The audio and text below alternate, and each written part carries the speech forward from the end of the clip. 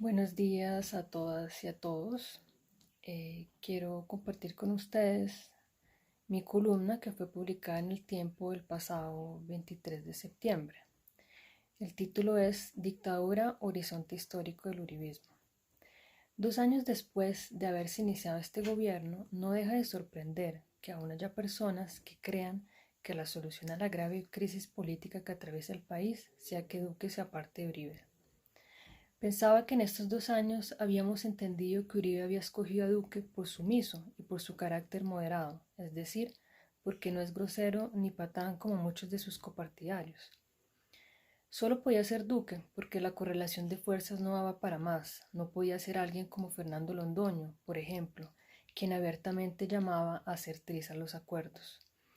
Pensaba que habíamos entendido que la ya célebre moderación se refería a la personalidad de Duque y no al proyecto político que encarna y en el cual cree fervorosamente. Como veremos, no había lugar a engaños. En el 2003, la Plataforma Colombiana de Derechos Humanos, Democracia y Desarrollo publicó un informe sobre el primer año de Uribe. En uno de los artículos del informe, el colectivo de abogados José Alvear Restrepo advertía que las reformas constitucionales efectuadas o previstas hasta ese momento por el gobierno Uribe se proponían, abro comillas, modificar la estructura misma del Estado, incluida la Administración de Justicia, afectando los avances constitucionales de la Carta del 91, recortando elementos del Estado Social de Derecho y buscando colocar todas las instituciones, incluso la rama judicial, bajo la dirección del Ejecutivo. Reforma política, reducción del Congreso, supresión de organismos de control como las personerías y las contralorías y reforma a la Administración de Justicia en función de profundizar el conflicto, de involucrar a la población y a todas las instituciones en la llamada guerra contra el terrorismo y guerra contra las drogas. Casi 20 años después, la revista Semana, de manera cínica, muestra cómo Iván Duque, calladito, se está quedando con todos los factores de poder. Fiscalía, Procuraduría, Defensoría, Contraloría, y ahora tienen la mira al Banco de la República y a la Corte Constitucional. Es decir, su gobierno sigue el mismo camino que siguió el de Uribe.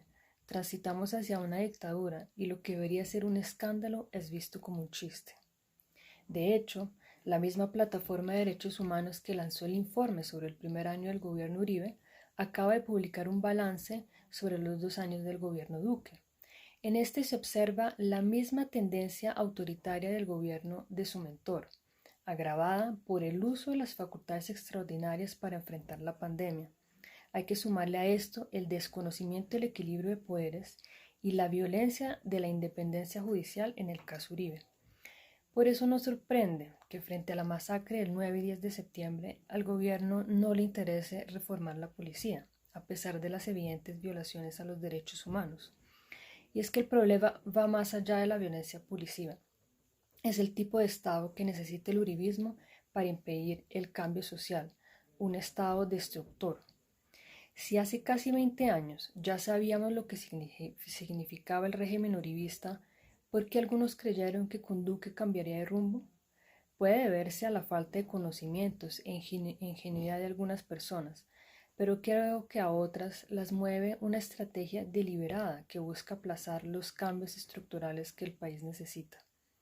En una de sus columnas, el filósofo brasileño Vladimir Safatli decía que el uso desmesurado del término populismo en el debate público, además de servir como término paraguas, pues cualquier fenómeno acaba siendo definido como populista, también sirve para separar tendencias políticas aparentemente opuestas en populismos de derecha y populismos de izquierda, algo que vimos muy claramente en las pasadas elecciones.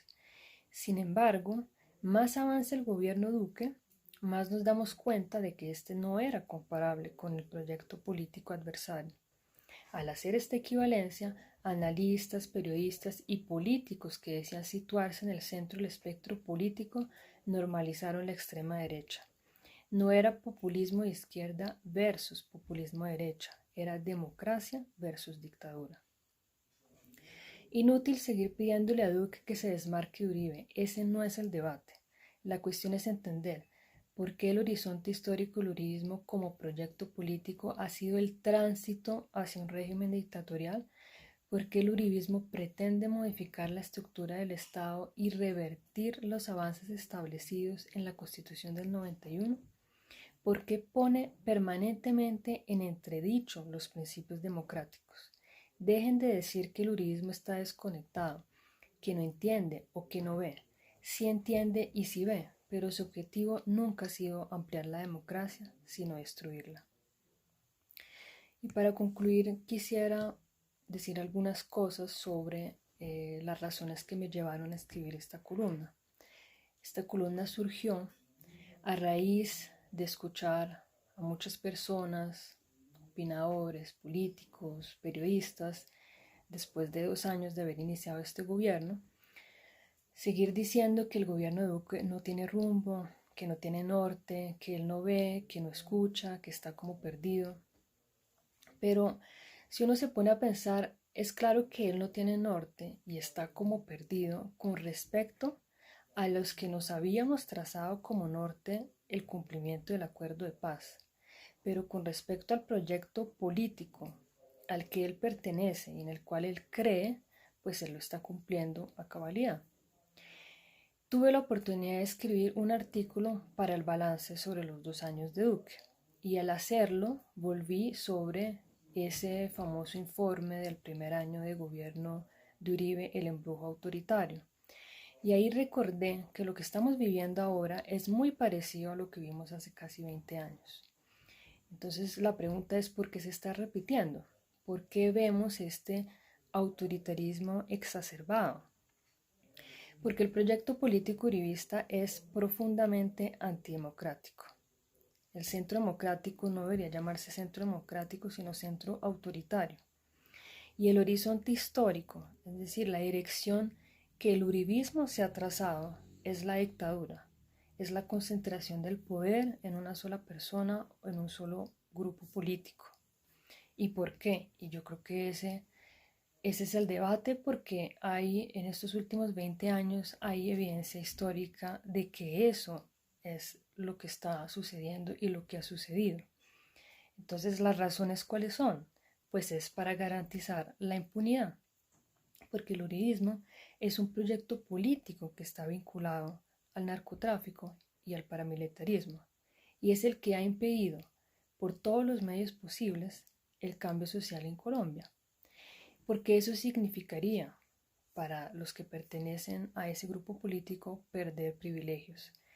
Entonces, yo repito, aquí no hay polarización, no hay dos grupos equivalentes que se oponen entre sí, sino un proyecto autoritario y una población que resiste. ¿Y a qué nos resistimos? En particular, a que nos sigan condenando a la guerra. Muchas gracias.